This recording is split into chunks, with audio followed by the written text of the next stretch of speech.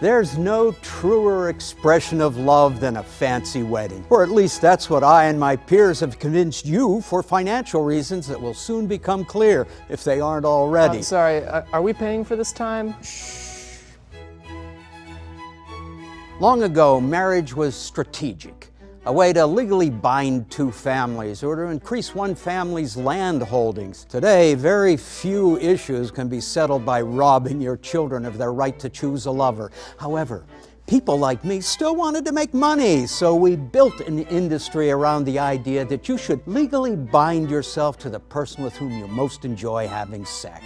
Or failing that, with whom you're most comfortable. Or failing that, anyone you want for basically any reason, including immigration or tax concerns, provided it's not a family member. You don't have to, of course, but it would be weird and kind of pathetic if you don't. Your parents agree with us. And anyway, can you really put a price on love? Yes, love costs on average $31,500. Holy fucking shit! Yeah, same question? I told you we shouldn't have given a kosher option.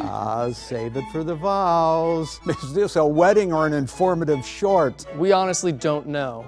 Congratulations, you've met the love of your life. What better way to celebrate than by spending several paychecks on a party for so many friends, family members, and people you don't know, but who your parents insisted you invite, that you never speak with any of them for longer than 15 seconds. Society has agreed that it would be awkward if those in love didn't host a cripplingly expensive event at which your friends and family get to watch you kiss and have a chance to object if they want, preferably after the meal.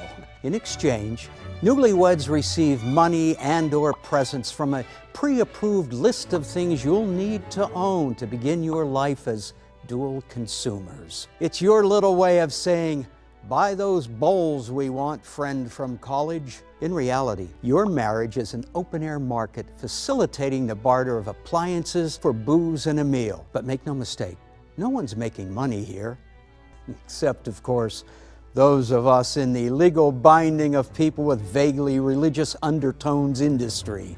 Example, you're going to want music at your reception or everyone will be mad. And even though an iPod plugged into a speaker would be fine, we've convinced you that you need to spend over $1,000 for a stranger to plug in his iPod instead. This is human DJ Chaz. He doesn't have a degree in anything, and he'll play that song that orders the listeners to get louder, then softer, then louder again, and so on and so forth in that fashion. If you fail to retain his services, yours will be a cursed union. These are pleasant-smelling remains of murdered plant life. They cost $2,000 and are garbage 2 hours after you say, I do. I'd also like to remind everyone that common wisdom states an engagement ring should cost roughly 2 months' salary.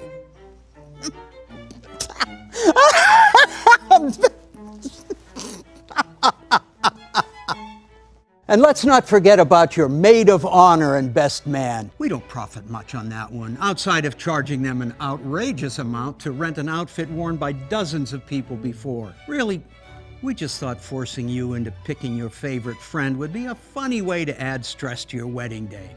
You literally have to decide which of your friends is best, then make them write a speech. Even though this is only my 4th time talking in front of a group, I'm gonna tell a wildly inappropriate story about the group. It's intensely private, but society has obligated me to reveal it on what is arguably the most important day of his life, in front of people who really aren't gonna find it charming. But don't worry, everyone. I'm drunk! Woo! Beep, beep, beep, beep, boo! Beep, beep, boo! Beep, beep, boo! Add in a choreographed dance, thank you notes, and vows, and you'll soon see your wedding as that expensive party that requires homework. And don't forget, everyone knows you're going to have sex afterwards. They're all fine with it, there's no problem. I'm just pointing out that when anyone smiles at you at your wedding, they're thinking they're going to fuck later. Your grandma knows. She's lived a long, full life. You think she doesn't know what happens on your wedding night? And therefore has probably at least briefly imagined the two of you fucking? Newsflash, she has. Respect the elderly. I'm Roger Horton, and with the power vested in me by the internet, I now pronounce you husband and wife. Fuck you, pay me.